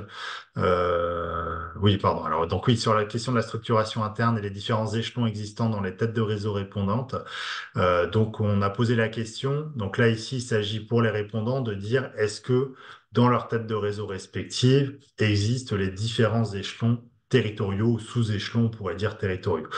Euh, le national, le régional, le départemental, le local. Donc, autrement dit, vous voyez que quand on regarde le camembert sur le national, on peut imaginer qu'il y a des têtes de réseau régionales qui ont répondu, voilà, qu'elles appartenaient plus largement à une tête de réseau national pour un certain nombre de cas, mais c'est pas toujours le cas puisqu'il y a peut-être un quart euh, oui, il y a un petit quart des cas dans lesquels finalement il y a pas de structure nationale au-dessus du régional. Bref, on voit que les têtes de réseau sont très souvent structurées au niveau national, malgré tout, hein, plus de trois quarts des cas. De même au niveau régional, avec finalement un échelon régional qui est moins souvent structuré avec une personnalité juridique propre. On voit que c'est voilà, voilà, une grosse moitié des cas qui disposent d'un échelon régional avec personnalité juridique propre. Et on décroît, plus on diminue dans les échelons. Avec le départemental, moins de la moitié des cas, il y a un gros quart pour lesquels il y a il y a une personne juridique dédiée au départemental. Et sur le local, alors sur le local, c'est pas statistiquement très significatif, donc je vais pas m'étendre dessus. Mais voilà, on voit que la répartition, en fait, l'existence des différents échelons, voilà, varie selon l'échelle géographique dont on parle, et le degré de formalisation de ces échelons également varie d'un niveau à l'autre. Alors, je reviens à la question des fonctions et au croisement justement entre ces échelons internes et les fonctions. Donc, je pense que ça fera écho à pas mal de situations que vous connaissez dans vos têtes de réseau respectives sur le fait de finalement, alors, on a bien entendu des intuitions en la matière, mais est-ce qu'il est confirmé que finalement les échelons territoriaux des têtes de réseau ont tendance à exercer davantage certains types de fonctions plutôt que d'autres. Donc effectivement, c'est confirmé, hein. On a posé explicitement la question, on a repris toutes nos échelles, tous nos items liés aux fonctions assurées par les têtes de réseau. On a posé la question, est-ce que finalement pour chacun de ces échelons, est-ce que les échelons avaient vocation ou est-ce qu'ils exerçaient spécifiquement davantage certaines de ces fonctions? On voit que c'est le cas de tout ce qui est lié en fait à l'accompagnement, à la mise en réseau, à l'animation concrète du réseau, au pilotage de projet. Ces trois fonctions sont particulièrement exercées par les échelons territoriaux des têtes de réseau répondantes, contrairement aux fonctions liées à l'ingénierie, donc liées à l'expertise, hein, et puis liées au plaidoyer, à la défense de la cause, du projet, euh, que j'évoquais tout à l'heure, qui sont davantage portées par l'échelon national. Un thème assez lié et qui renvoie aussi à une question qui vient d'être posée sur la question de la relation des relations au pouvoir public, hein, tout à fait centrale et même quasi consubstantielle aux têtes de réseau, en tous les cas dans un certain nombre de secteurs hein, où les têtes de réseau, telle ou telle fédération ou union n'existent que ou enfin voilà dans l'interlocution avec les pouvoirs publics, dans le fait de représenter un secteur donné à l'égard des pouvoirs publics. Donc là, j'ai deux éléments, deux séries de questions qui sont utiles pour aborder cet enjeu des relations au pouvoir public. Premièrement, sur la question du degré de reconnaissance de la tête de réseau selon le type d'interlocuteur public prédominant. Alors, je précise un peu. Dans le questionnaire, nous posions la question de finalement quel est l'interlocuteur public prédominant, quel est le niveau en fait d'action publique prédominant dans votre activité, dans l'existence de votre secteur et vos fonctions. Donc on leur a demandé, voilà, il y avait trois niveaux. Il y avait le niveau des collectivités territoriales, il y avait le niveau des autorités, alors toujours au niveau local, mais des autorités déconcentrées, préfecture, agence régionale de santé, par exemple, et puis le niveau des autorités nationales. Donc là, bien entendu, qui vont concerner davantage les têtes de réseau nationales. Donc, en fait, là, j'ai recoupé ici, finalement, quel est l'interlocuteur public prédominant et quel est le degré de reconnaissance ou le degré en déficit de reconnaissance perçu par la tête de réseau. Donc là, sur mon graphique, plus la barre est élevée, plus il y a un déficit de reconnaissance, autrement dit, moins les relations, moins la tête de réseau considère comme étant suffisamment reconnue par cet interlocuteur public. Donc on voit que c'est très mauvais, ce score est très mauvais pour les autorités déconcentrées, type préfecture, qu'il est bien meilleur en fait, et qu'en fait on peut imaginer qu'il y a un degré de reconnaissance et de co-construction plus important au niveau à la fois des collectivités territoriales et puis des autorités nationales, hein, pour les têtes de réseau national qui sont notamment dans la co-construction de politique sur un secteur d'activité donné. De manière très liée, la question de la participation, plus précisément la participation, la qualité de la participation à la définition des politiques publiques. Donc là, nous avions une série d'items que j'ai agrégés, hein, qui font un score global. Voilà, je ne rentre pas trop dans le détail, mais sur finalement, quelles sont les difficultés rencontrées par les têtes de réseau dans le processus de construction, de co-construction des politiques publiques. Donc là aussi, plus c'est élevé, plus les têtes de réseau rencontrent des difficultés, pour le dire simplement. Et donc là, c'est pareil, on a croisé par différents types d'interlocuteurs publics. On voit qu'ici, les collectivités territoriales se distinguent sensiblement des autres interlocuteurs dans la qualité de la participation à la définition des politiques ou des dispositifs publics. Les autorités nationales sont dans une situation intermédiaire et les autorités déconcentrées, là aussi, apparaissent comme ayant une faible qualité d'association des têtes de réseau à la définition des politiques publiques. Toujours en lien avec ces choses-là, nous avons posé toute une série de questions, vous vous souvenez, hein, sur les défis, les enjeux, et les têtes de réseau font beaucoup état, hein, je l'évoquais tout à l'heure, des difficultés qui tiennent à l'évolution des modes de financement, notamment en lien avec la subvention, les commandes publiques, et à la lourdeur des charges administratives, en l'occurrence à l'égard des pouvoirs publics, des dispositifs publics dont elles peuvent avoir la responsabilité ou sur lesquels elles interviennent, des relations avec les pouvoirs publics qui sont d'autant plus dégradées pour les têtes de réseau, alors qu'elles sont pas très nombreuses et qui sont assez spécifiques, vous vous souvenez, mais qui assurent une fonction d'opérateur. Est-ce qu'il y a peut-être des questions là-dessus, vu que j'ai évoqué quand même des enjeux un petit peu assez, euh, assez importants sur les relations pouvoir public, par exemple?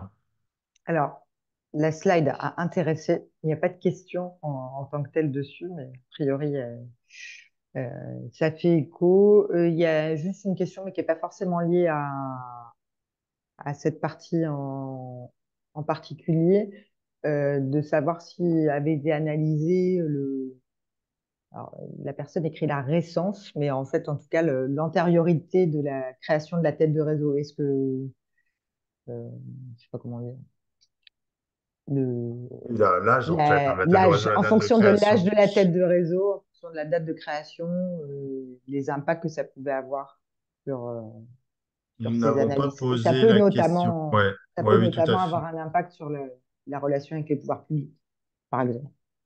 Peut-être pas de... Non, nous n'avons pas posé la question, très clairement, de la date de création ou de l'âge, etc. Mm, Non, on n'a pas du tout cet élément-là. Effectivement, ça pourrait être intéressant. L'institutionnalisation, l'historicité des têtes de réseau, notamment dans leur lien à leur participation aussi à la régulation d'un secteur avec les pouvoirs publics. mm. Voilà. Hormis ça, nous pouvons continuer. Et alors j'enchaîne sur une autre série d'enjeux liés à la gouvernance des têtes de réseau. Donc nous, on a posé la question, ou plusieurs séries de questions sur qui compose votre conseil d'administration, le conseil d'administration de la tête de réseau. Donc, on a mis un certain nombre d'items possibles, dont les deux premiers vont particulièrement nous intéresser. Est-ce qu'il s'agit d'élus des associations membres de la tête de réseau? Est-ce qu'il s'agit de salariés des associations membres de la tête de réseau? Ensuite, est-ce que votre conseil d'administration est composé de personnalités qualifiées, de membres individuels qui ne sont pas spécifiquement des membres? Est-ce que le conseil est constitué d'acteurs publics, de partenaires publics, par exemple, d'usagers bénéficiaires finaux, de partenaires externes ou enfin d'autres catégories de membres? Pardon, j'avais un camembert qui avait sauté, donc sur les représentants des échelons territoriaux également. Donc on voit que globalement, la gouvernance des têtes de réseau est assez largement composée d'élus des associations membres, plus que de salariés, parce que c'était un débat, un enjeu qu'on avait et sur lequel on se questionnait, hein.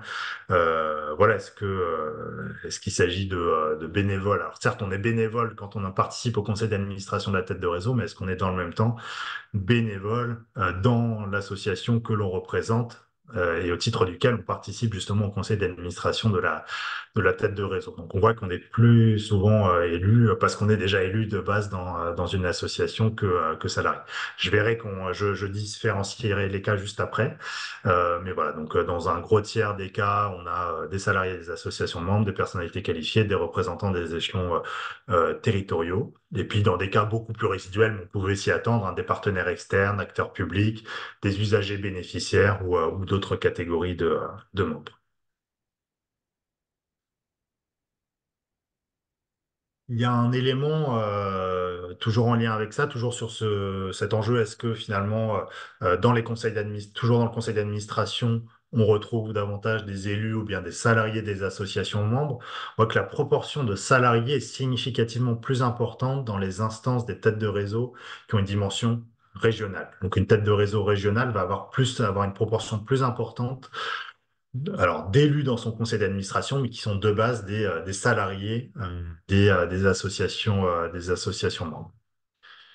Euh, et puis voilà, alors ça je l'ai déjà indiqué, donc les échelons territoriaux sont représentés au national dans un tiers des cas, c'est-à-dire qu'un tiers des têtes de réseau vont en fait considérer leur gouvernance, leur conseil d'administration en particulier, comme une instance dans laquelle il est important de faire figurer et représenter les échelons territoriaux. Voilà, donc là, ça reprend ce que je disais en plus détaillé. Donc là, les questions précédentes concernaient le conseil d'administration, mais voilà, on a posé la question finalement de la représentation des échelons territoriaux au sein de la gouvernance de la tête de réseau de niveau supérieur. Et on voit que lorsque les échelons inférieurs sont représentés, c'est essentiellement dans le conseil d'administration, dans moins de cas, et c'est naturel au sein du bureau et dans un cas sur 10 environ dans un collège spécifique dédié à la représentation des échelons territoriaux. Voilà, j'arrive déjà, enfin déjà, je sais pas si c'est déjà pour tout le monde, mais à ma dernière partie où là il s'agit de pistes pour commencer à chercher à dégager une classification des grands groupes de têtes de réseau. Alors Marion, je sais pas si des questions ont émergé dans les dernières minutes, sinon j'enchaîne. Ah, il y en a une que je lis en même temps que je te parle.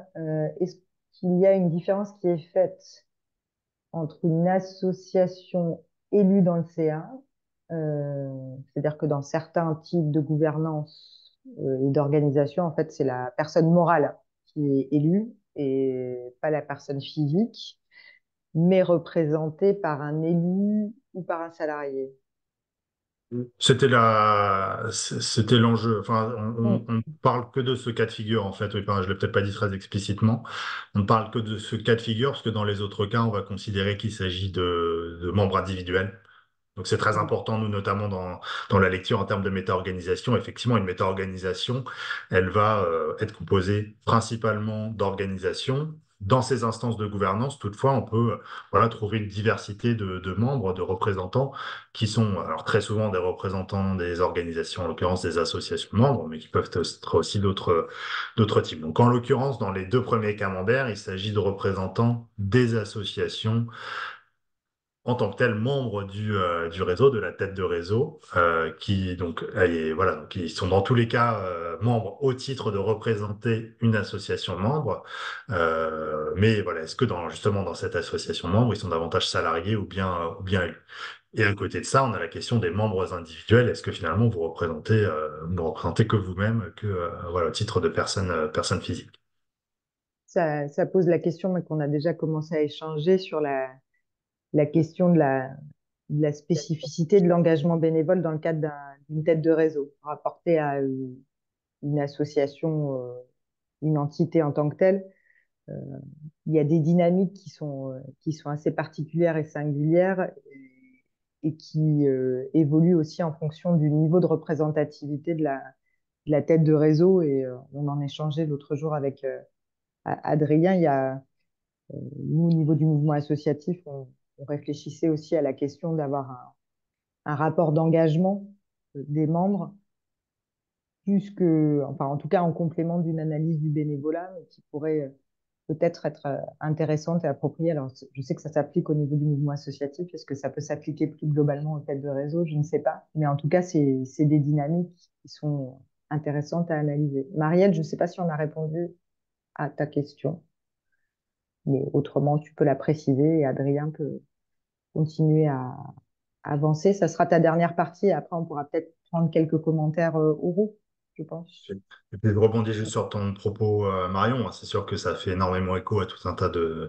débats et de travaux aussi qui sont menés sur la sociologie du monde associatif et la sociologie de la gouvernance des salariés associatifs, notamment dans les fédérations, dans les têtes de réseau. Hein. Vous avez eu des monographies qui ont été menées par des collègues sociologues qui s'interrogent voilà, là-dessus, qui constituent finalement à la fois les équipes salariées, les, euh, les instances de gouvernance de ces têtes de réseau. Donc là, on donne un regard enfin, généralisant, quantifié sur voilà, les profils. Après, bien entendu, il sera important d'aller plus finement dans le détail de tel ou tel cas.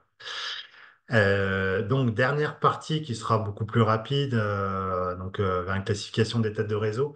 Donc, dans le jargon de la statistique, j'ai réalisé une analyse factorielle, c'est-à-dire que voilà, on avait, vous l'avez compris, plusieurs dizaines de variables présentes dans notre questionnaire que l'analyse factorielle permet de réduire en fait, d'agréger, de réduire à quelques facteurs beaucoup plus simples mais qui agrège justement un ensemble de variables et qui permet donc d'avoir un regard plus large, plus général sur les données, sur les variables et sur les observations.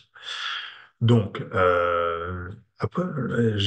sur la base de cette analyse factorielle, j'ai quatre grands groupes de têtes de réseau qui semblent émerger et qui vont faire tout à fait écho à des commentaires, à des choses qu'on a déjà dites un peu plus tôt. Plutôt des têtes de réseau à forte dimension sociopolitique, donc qui vont avoir un rôle important en termes d'exercice d'une fonction de plaidoyer, l'exercice des stratégies d'influence que j'évoquais tout à l'heure. On va plutôt être sur le bas du spectre. Hein. Vous vous souvenez qu'on avait une espèce de pyramide inversée.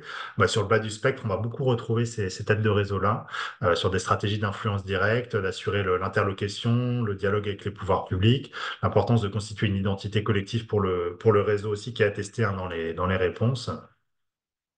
Mais dans le même temps, voilà les réponses qui montrent que finalement, il y a des attentes croissantes et une évolution de plus en plus importante, voilà, de ces têtes de réseau vers l'accroissement de cette capacité d'interlocution avec les pouvoirs publics qui semble parfois mise à mal. Sur l'importance aussi, on remarque voilà, une évolution vers davantage d'animation interne. C'est-à-dire que même sur des têtes de réseau qui ont une dimension plutôt défense d'une cause, revendication, etc., il y a une attente et une évolution récente vers un rôle davantage d'animation interne. Ce sont des têtes de réseau qui font état d'une plus forte participation bénévole sur les différents plans. Vous vous souvenez que j'évoquais tout à l'heure, il y avait la gouvernance, les activités du réseau, les activités de terrain. On voit que c'est des têtes de réseau qui vont davantage mettre en avant la contribution et la participation des bénévoles à la fois à la gouvernance et puis aux activités du réseau. Ce qui peut pas apparaître assez logique dans la mesure où voilà, on peut considérer qu'il s'agit d'activités moins professionnalisées entre guillemets ou moins encadrées. Ce sont, et ça répond à la question de tout à l'heure, hein, des têtes de réseau qui font davantage état de tensions sur leurs subventions. Donc, quand on leur pose la question sur les 3 dernières années, comment ont évolué vos subventions, il y a plus, ce sont des têtes de réseau qui sont plutôt sur la droite de mon tableau de tout à l'heure sur une baisse, une réduction des subventions. Deuxième, alors vous m'excuserez pour les dénominations qui sont très provisoires, hein, mais les têtes de réseau qui sont là aussi dans l'interlocution avec les pouvoirs publics, mais plus dans une logique d'administration ou de co-administration d'un secteur d'activité. Donc on pense à des secteurs très professionnalisés, notamment dans le médico-social, peut-être dans le champ sportif, etc. Sur l'importance du dialogue avec les pouvoirs publics. Ce sont des têtes de réseau qu'on retrouve davantage dans les secteurs dans lesquels qui sont composés d'associations elles-mêmes à forte dimension opératrice. Donc on le comprend bien, c'est assez logique, hein, c'est un secteur, il s'agit de gérer en fait un secteur, de co-gérer avec les pouvoirs publics d'une certaine manière un secteur d'activité donné, assurer les interactions entre les membres également, constituer une identité collective pour le réseau, ce sont des items qui ressortent de cette catégorie de têtes de réseau, mais qui font face à des enjeux spécifiques et particulièrement forts en termes de lourdeur des charges administratives. Alors, le mouvement inverse de ce que j'évoquais à l'instant, des membres qui sont en attente d'initiatives, d'actions davantage tournées vers le plaidoyer, la revendication, ça ressort également, et des associations dans lesquelles le bénévolat a une place relativement moins importante que dans les autres catégories. Donc des têtes de réseau essentiellement financées par la subvention et également plus que dans les autres cas par les cotisations de leurs membres. Troisième cas, les têtes de réseau qui sont très axées sur le soutien direct à leurs membres par des fonctions telles que l'accompagnement personnalisé, l'apport de fonctions support, l'ingénierie, l'animation du réseau de manière plus secondaire, où finalement c'est des têtes de réseau qui sont perçues comme très importantes par leurs membres, par le secteur, dans justement cette capacité de soutenir l'activité des membres, notamment dans le cas de difficultés que les membres peuvent rencontrer également dans le développement de pratiques et de standards communs pour un secteur donné. Des têtes de réseau qui font là aussi état de la lourdeur hein, des charges administratives et d'un enjeu de légitimité à l'égard des membres. Hein. Dans cette logique assez servicielle en fait à l'égard des membres, une légitimité qui semble un petit peu plus dégradée que dans les autres cas, une reconnaissance en fait de la contribution un petit peu plus dégradée à l'égard des membres que dans les autres cas, mais des têtes de réseau qui font état d'une légère hausse globale de leur budget. Quatrième groupe, les têtes de réseau que j'ai qualifiées d'animatrices de réseau, donc ils vont vraiment être centrés sur ce rôle d'animation de leur réseau, de leur champ, hein, avec une fonction de mise en réseau et d'animation, qui sont perçues comme très importantes en termes de constitution d'une identité collective, d'interaction entre les membres, et dans une moindre mesure de rôle de coopération autour de projets, de l'accompagnement personnalisé. Ce sont des têtes de réseau dans lesquelles le nombre de salariés est plus faible et qui voient, et c'est un élément intéressant, dans lesquels finalement, alors je ne pourrais pas l'interpréter dans l'immédiat ni l'explorer davantage pour l'instant, mais qui font état finalement d'une hausse de la proportion des ressources issues de la générosité, donc du don, du mécénat, dans leur financement, mais un financement qui reste principalement assis sur la subvention et les cotisations de leurs membres. Voilà, j'en ai terminé. J'en ai terminé sur ma présentation. Est-ce qu'il y a des commentaires, questions? Marion, ton micro est coupé. Il fallait bien que je le fasse une fois quand même. J'ai réussi à décocher mon micro toutes les fois. Alors, ce que je vous propose, c'est qu'il y a une question dans le chat à laquelle je vais m'empresser de répondre, car j'ai la réponse. Et entre-temps, vous pouvez les uns et les autres réfléchir à ce que vous voudriez dire de manière percutante mais concise en utilisant la fonctionnalité lever la main qui est dans les réactions que vous pourriez avoir en bas. Et si vous n'arrivez pas à trouver cette fonctionnalité de lever la main, vous pouvez dire dans le chat que vous souhaitez parler. On va essayer de s'organiser comme ça. Parce que je voyais le petit émoticône tout à l'heure, je ne le vois plus. Voilà. Donc réfléchissez. Entre-temps, nous avons une question, Adrien, sur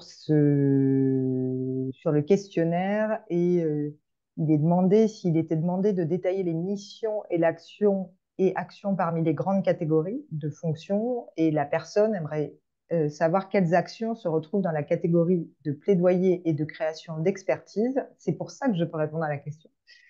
Je vous invite et je vous encourage à consulter les travaux qu'on a pu réaliser au niveau du mouvement associatif en lien avec une structure qui s'appelle l'ADASI, qui a euh, consisté à essayer de déterminer ces 6 grandes fonctions assumées par les têtes de réseau, quel que soit le secteur concerné. Donc, en fait, le but, c'était d'avoir des éléments de référentiel qui sont par définition imparfaits et pas finis, mais qui permettent en tout cas à chacune et chacun, quel que soit son secteur d'intervention, de se situer. Donc, ce référentiel, ça se matérialise un peu comme un petit camembert de Trivial Poursuite.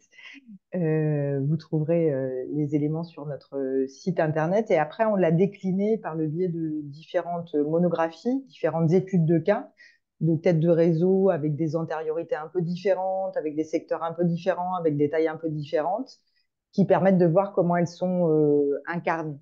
Donc en fait, je parle sous tout contrôle, Adrien, cette question n'était pas forcément intégrée dans le questionnaire, mais en tout cas, le questionnaire faisait référence à ces travaux-là et sur le fait qu'on pouvait les consulter et les regarder avant de se déterminer par rapport à ces fonctions.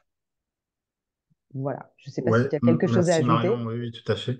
Bon, alors, moi, comme tu le dis, on est tout à fait reparti des travaux que vous avez menés et qui, voilà, qui donnent aussi le regard de monographie, hein, de cas spécifiques.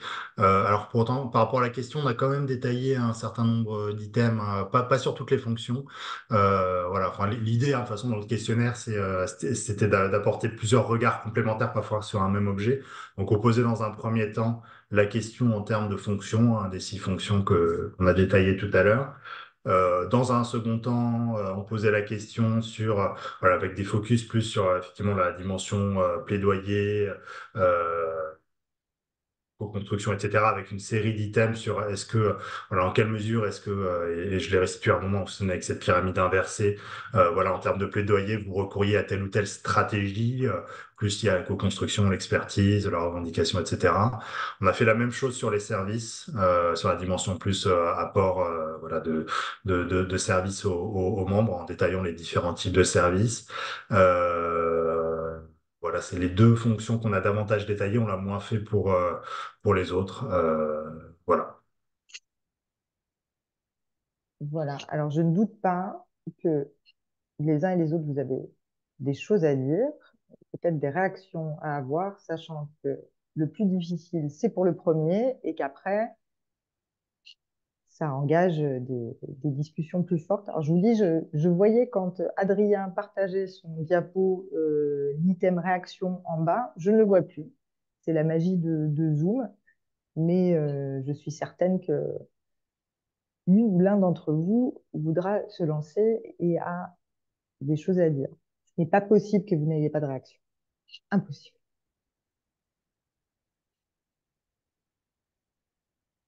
Et autrement, je vais être obligée de tendre une perche à Francis qui a sa caméra qui est ouverte et qui sourit parce que je suis sûre qu'il a une réaction.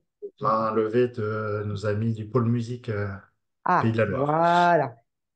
Allez-y, monsieur, vous pouvez mettre votre caméra et décocher Bonjour. votre nom. Ah, pardon, madame. Autant pour moi. Bonjour. Le titre ne disait pas que Oui, je c'était la suis un personne. pôle. Vous êtes un pôle. Je vous Magali laisse Roberto, poser votre chargée question à votre d'observation acte. au pôle de coopération pour la filière musicale en Pays de la Loire. On est donc une association qui regroupe des associations, mais également des entreprises. Donc c'était pour ça que je posais la question au tout début. Et des collectivités et autres. Euh, ma- est-ce que vous avez pour idée de faire un troisième volet? Auquel cas, j'ai une proposition peut-être. Enfin, moi, je serais intéressée de savoir du coup le point de vue des partenaires, et notamment des partenaires publics, sur les têtes de réseau, et bah, à peu près un peu le même questionnaire finalement, mais plutôt du point de vue de ces financeurs et de ces autorités. Merci. Oui, merci beaucoup pour votre remarque, hein, tout à fait centrale. C'est un gros enjeu, alors qu'on l'a fait un petit peu, mais de manière très secondaire dans le cas d'études de cas, d'aller interroger les partenaires publics dans un secteur particulier, hein, voilà, qui concernait les cas qu'on étudiait. C'est absolument central. Et comme je le disais tout à l'heure, consubstantiel de nombre de têtes de réseau, cette question de la reconnaissance et du regard des pouvoirs publics. Donc, il y aura vraiment un travail complémentaire, effectivement, à réaliser par rapport à ça. Alors, je me permets aussi, puisqu'on l'a pas du tout dit depuis le début, Marion, qu'on a une petite production qui est en cours, qui restitue Bien sûr. pas mal des réflexions à la fois dans le cadre. Alors, pardon, j'ai peut-être Non. défloré ce que tu voulais dire à la Ah fin. non, non, non, non, pas du tout. Non, non, vas-y.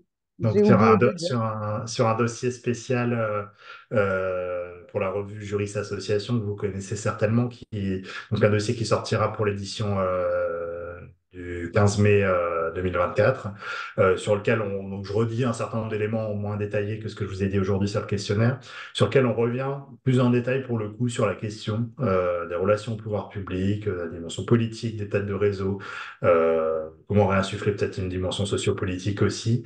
On a des partenaires publics, voilà, la JEVA et puis une collectivité locale également qui ont signé des papiers dans le cadre de ce dossier. Donc voilà, ça reste un regard relativement policé hein, sur les enjeux auxquels on pense là. Mais voilà, vous trouverez aussi des éléments dans le cadre de ce dossier. Ouais. Merci. Francis a saisi la perche que je lui ai tendue. Ben, je ne pouvais pas ne pas le faire, Marion. Moi, ma question, bon, je trouve tout ce qui a été présenté est très intéressant. Bon, ma question porte, si on reprend l'intitulé de la rencontre d'aujourd'hui, enjeux et mutations. Qu'est-ce que vous pouvez dire sur les mutations que vous percevez ou les mutations à venir? Alors peut-être que c'est d'ailleurs la démarche qualitative qui nous permet davantage de répondre à cette question. Oui, oui, oui, question très importante. C'est vrai que là, nécessairement sur le questionnaire, on en est resté à des éléments très très factuels, voilà, financement, structuration, relations pouvoir public, qui nous permettent quand même de faire émerger un certain nombre d'enjeux de mutation pour le coup. Alors on l'a déjà pas mal évoqué là sur les questions précédentes, mais je pense que l'enjeu relation, reconnaissance par les pouvoirs publics est absolument central. Hein. Effectivement, on voit, et pour le coup, on le voit par les études qualitatives qui sont menées que, voilà, en termes de malheureusement de remise en cause hein, d'un certain nombre de têtes de réseau, alors direct ou indirect, hein, de marginalisation, on pourrait peut-être dire, hein, de nombre de têtes de réseau. Je pense en particulier à des représentants historiques d'un secteur ou d'un autre. Par la mise en concurrence avec d'autres acteurs, hein, souvent. Voilà.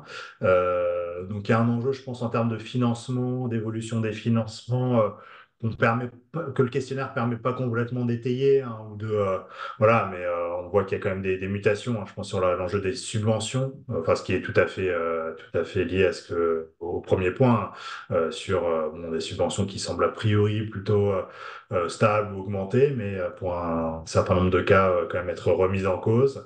Donc, voilà, en termes absolus sur l'évolution des subventions, des ressources non conditionnées des têtes de réseau par rapport aux recettes d'activité qui, là, reste secondaire, mais augmente quand même de manière substantielle dans les budgets des têtes de réseau. Que dire d'autre? Voilà, peut-être pour répondre à votre question sur les mutations, alors je l'ai pas présenté aujourd'hui, mais on avait beaucoup de questions aussi sur l'évolution des différentes fonctions, sur l'évolution des différents types de, enfin sur la composition, l'évolution de la composition des instances de gouvernance. Je vous ai présenté les différentes catégories, je l'ai aussi évalué de manière dynamique. Voilà, mais bon, je pense que l'enjeu reste quand même en termes principalement de régulation publique, de financement. Un gros enjeu se porte là. Peut-être un autre élément qu'on a identifié, peut-être Marion, hein, dans le cadre des réflexions connexes à ce projet, c'est quand même l'arrimage, l'articulation entre peut-être des têtes de réseau historiques avec alors au sens très large, des nouveaux mouvements sociaux, des nouvelles des nouveaux types d'organisations collectives, des types d'organisations citoyennes, etc., qui vont porter parfois des causes nouvelles, parfois des causes semblables, mais avec des types, des répertoires d'action un petit peu, voire très différents, avec des publics différents, etc. Donc peut-être est-ce que des ponts sont envisageables ou pas du tout entre ces deux mondes-là. Voilà, spontanément peut-être quelques éléments de réponse par rapport à votre question. Très bien. Alors, il y a Maëlle Notz du mouvement associatif Occitanie. Oui, bonjour.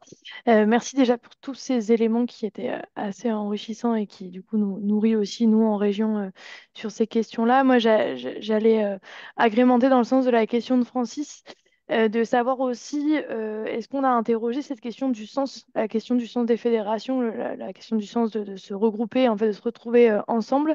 Parce qu'on voit bien aussi, notamment avec ces problématiques qu'on rencontre aujourd'hui sur les libertés associatives, que peut-être le rôle est moins évident, le rôle des têtes de réseau est peut-être un peu moins évident pour les acteurs, en tout cas l'impact direct. Et, euh, et du coup, peut-être des questions qui se posent sur bon, bah, pourquoi on continue de se rassembler, pourquoi on continue de travailler ensemble sur ces questions-là, est-ce qu'on continue d'alimenter des fédérations à la fois sectorielles et du coup des fédérations qui sont propres à des associations ou ce genre de choses. Et je me demandais si ça pouvait être intégré dans une certaine mesure ou pas forcément, ou c'est plutôt sur des entretiens qualitatifs. Merci. Beaucoup pour la question remarque. Alors, effectivement, hein, compliqué d'aborder la question du sens ou de représentation collective hein, dans du déclaratif et dans une enquête statistique. Pourtant, c'était toute la logique derrière un ensemble de séries de questions hein, qu'on a posées sur la légitimité perçue de la tête de réseau, ses contributions sur les différents plans, et en particulier sur la capacité à porter la voix d'un champ, d'un secteur donné dans l'absolu, de solidifier une identité collective, d'assurer cette interlocution avec les pouvoirs publics, hein, qui reste, on l'a vu, très très forte. Alors de manière absolue, après on sait pas précisément, voilà, est-ce que on est certes à un niveau élevé, mais qui a tendance à se réduire ou pas. Comment ça s'articule et ça s'arrime avec la dimension entre guillemets plus servicielle des têtes de réseau, d'utilité immédiate, hein, et opérationnelle euh, pour les membres. Donc, voilà, on a cherché à l'aborder un peu de cette manière-là. Forcément, ça reste très parcellaire hein, sur voilà quelles vont être les motivations profondes et concrètes d'associations, de rejoindre un réseau constitué, de constituer éventuellement un nouveau réseau si une nouvelle cause émerge, etc., etc. Donc ça, effectivement, c'est plutôt de l'ordre de l'enquête qualitative qu'on pourra explorer ces enjeux. Très bien, merci. Il y a d'autres questions, réactions, ou c'était beaucoup, et donc il faut que vous digériez un peu tout ce qu'on vous a dit et que vous allez réfléchir cette nuit, nous envoyer des mails pour nous faire des retours ensuite, ou nous appeler au téléphone.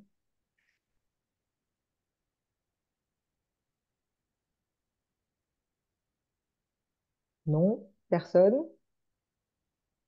Ah, je vois quelqu'un qui a décoché sa caméra et Ouais. qui agite sa main. Donc, elle n'a pas trouvé la Je fonctionnalité pour lever cherche. la main. Je ne me sens Voilà. pas seule.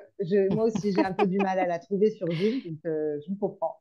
Allez-y. Alors, Oui, bonjour, je suis Céline Langlais, je représente le réseau d'éducation à l'environnement en Alsace.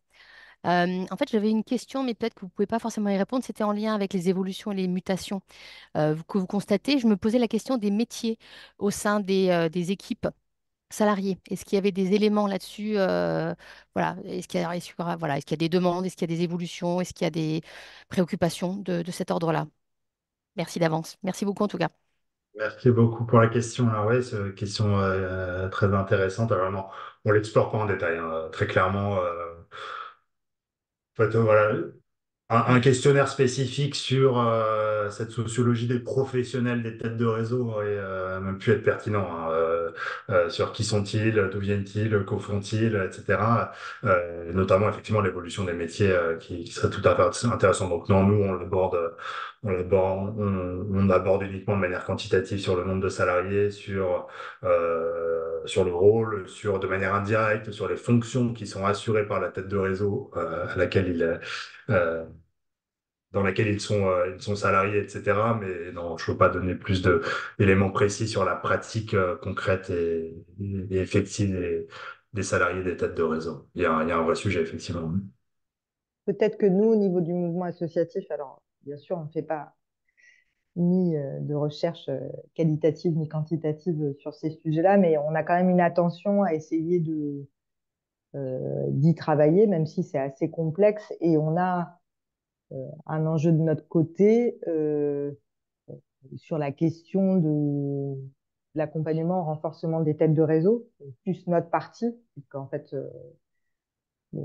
la partie recherche éclaire l'action menée sur le mouvement associatif qui voit bien l'enjeu. Il y a différents piliers qui sont mis en place.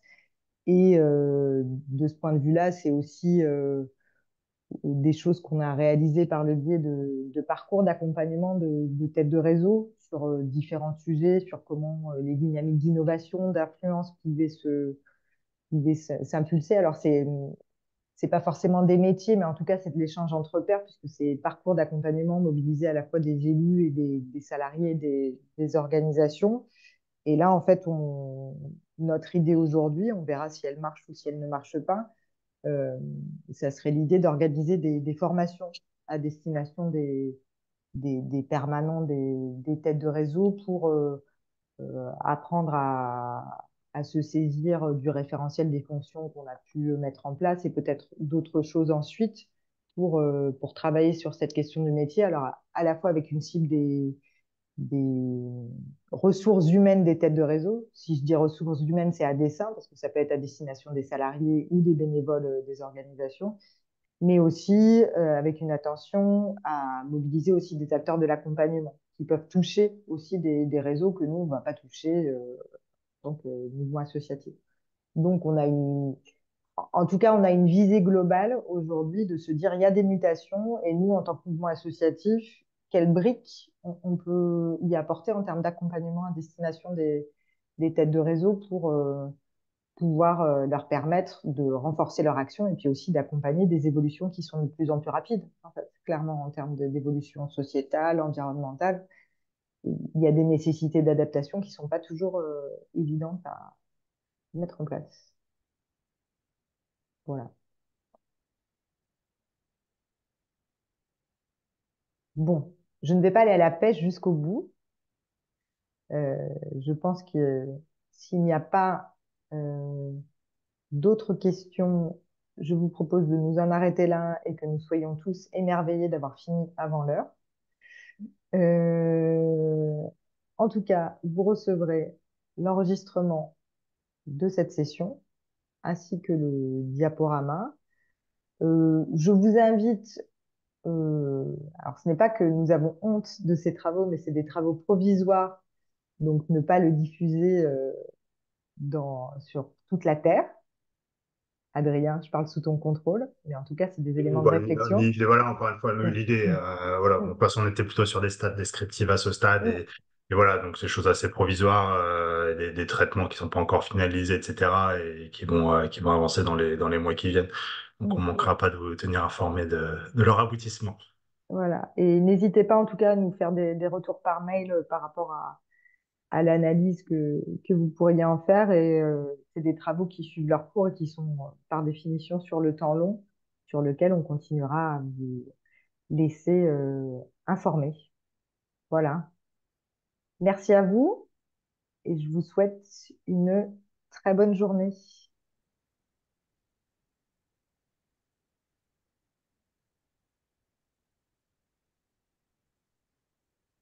Merci, bonne